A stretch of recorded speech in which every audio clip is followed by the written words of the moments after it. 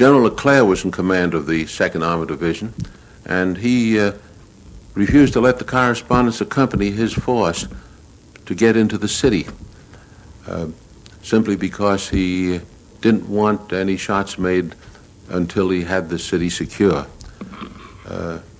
We were glad to see Paris because it was a city of great beauty, and we were amazed at the way the people turned out. And these are some of the shots taken on the first day of liberation.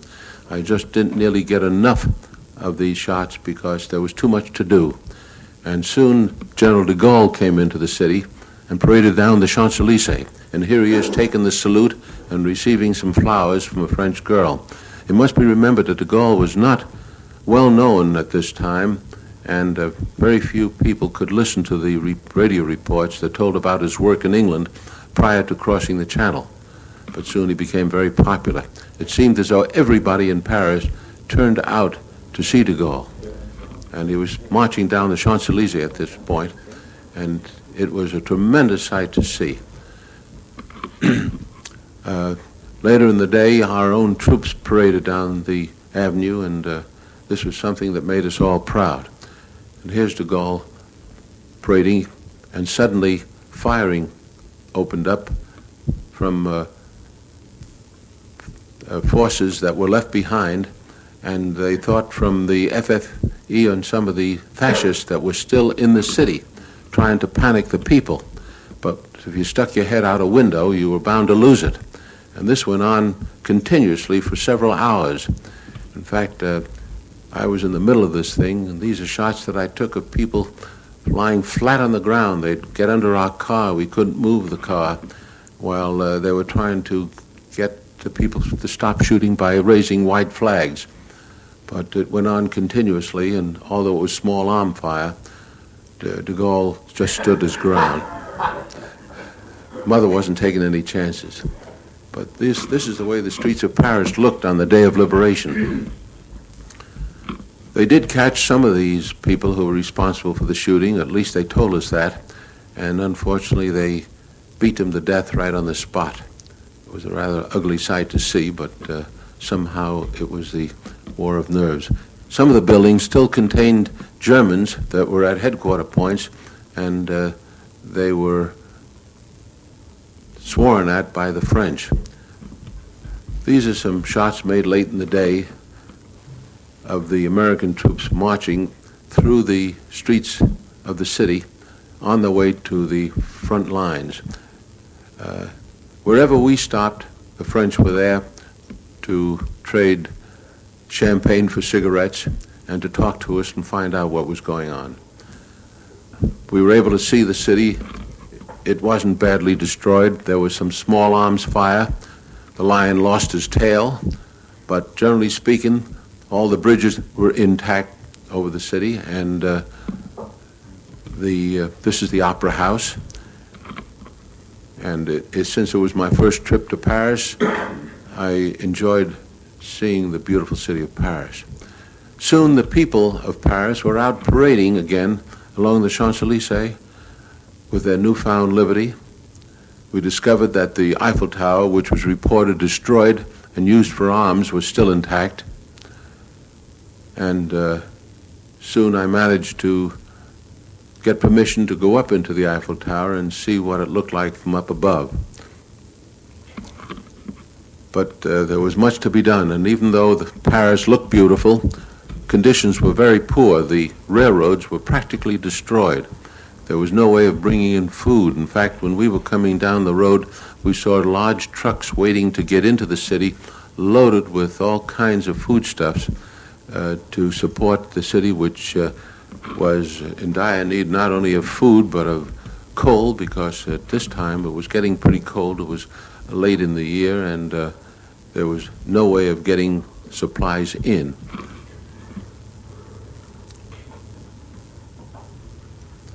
These are scenes from the Eiffel Tower showing the Seine and the buildings close to the Eiffel Tower. And we see some troops parading through the streets. But we had to move on, and soon I had to leave Paris and found myself in the countryside beyond Paris and went into Belgium, where I managed to get into Brussels. These are some scenes of the Auteuil racetrack, which we found was opened shortly after the liberation. This surprised everyone, but they made them close the track after a few days of meeting. But one of the things that did surprise everyone is how well dressed the French women were, and they had a way of using whatever they had to make themselves look really attractive. And I understand this annoyed some of the other Allied countries very much, to think that they could get by like that.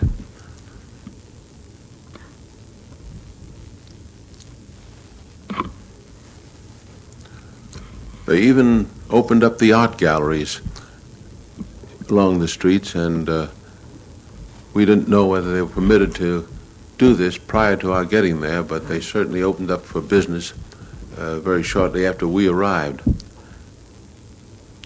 We found a painter at work in the old quarter of Paris, and shortly after leaving Paris, I was in an area called the Ardennes. And the reason I took some of these shots of the countryside, because the weather was turning cold and the trees were turning their fall colors. And this is the town of Houffalize, which was completely destroyed on the breakthrough that occurred and the attack on Bastogne. I was in Bastogne just a few days before the breakthrough and was fortunate enough to get out of there, not knowing about the attack, but I did think that this was a place that the enemy could hide troops, and they did. That's General Collins again, talking to General Morris Rose, who was in command of the 3rd Armor Division. This is General Rose on the left. General Rose was killed in Cologne. It was an unfortunate happening because they thought they had the place protected, but there were some enemy troops in the area, and he was shot.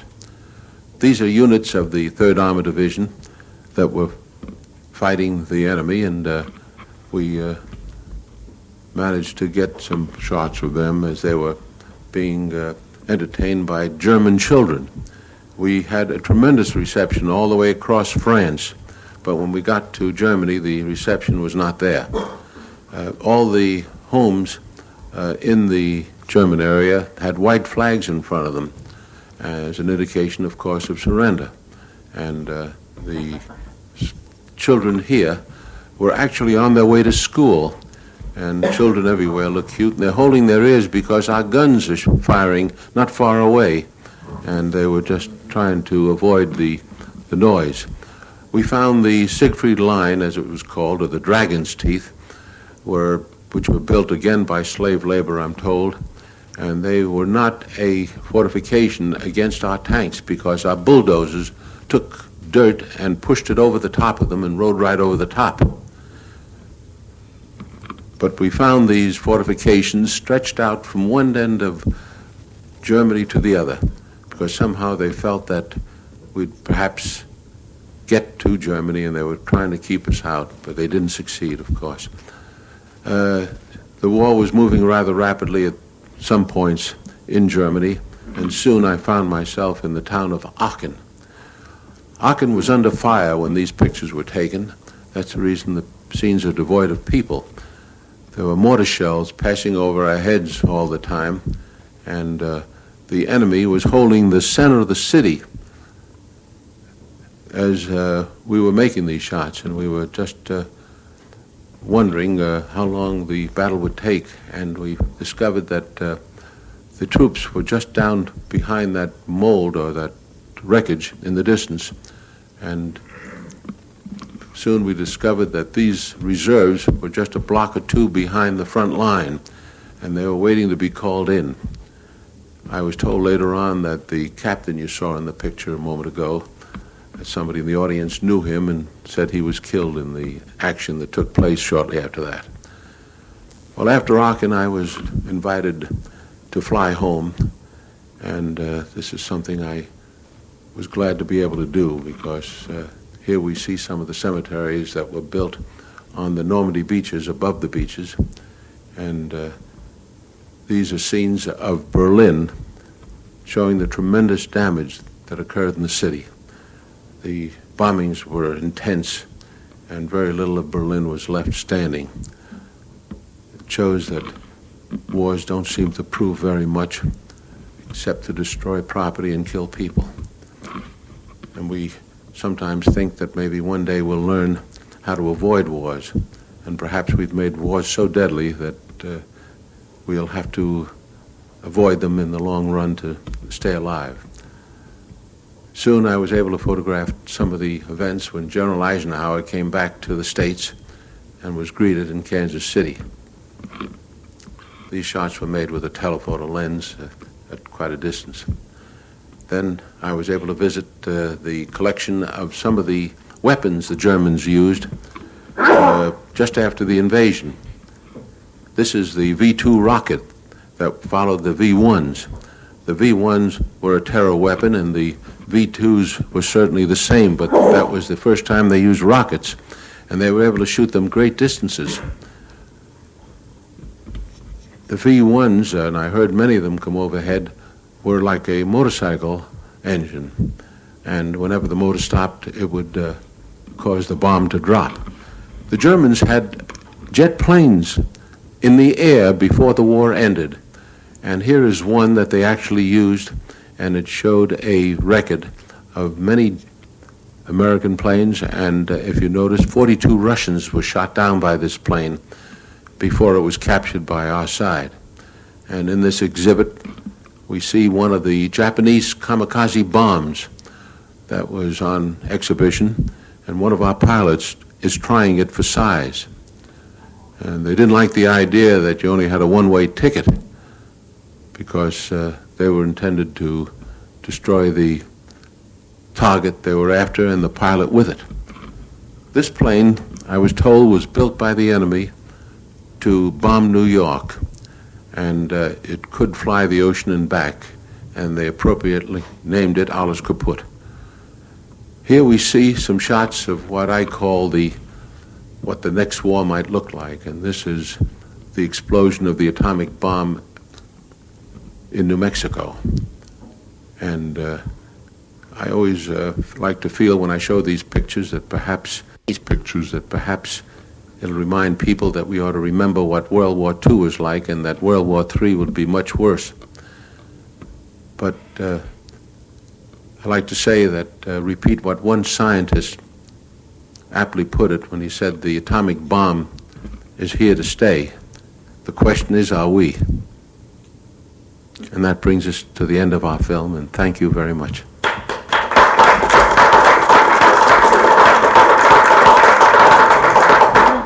Thank you. Pictures of almost blameless in English Channel. Very familiar. Very familiar. You remember it. Well, the pictures have lasted. They're beginning to fade, I'm afraid. And I guess in time, I fortunately have a print of it, and try to keep them fresh as long as I can. They're remarkable, I think. Well, thank you, sir. These were shot, of course, at moments of relaxation. I did many thousands of feet in 35 millimeter, which were used in theatrical release.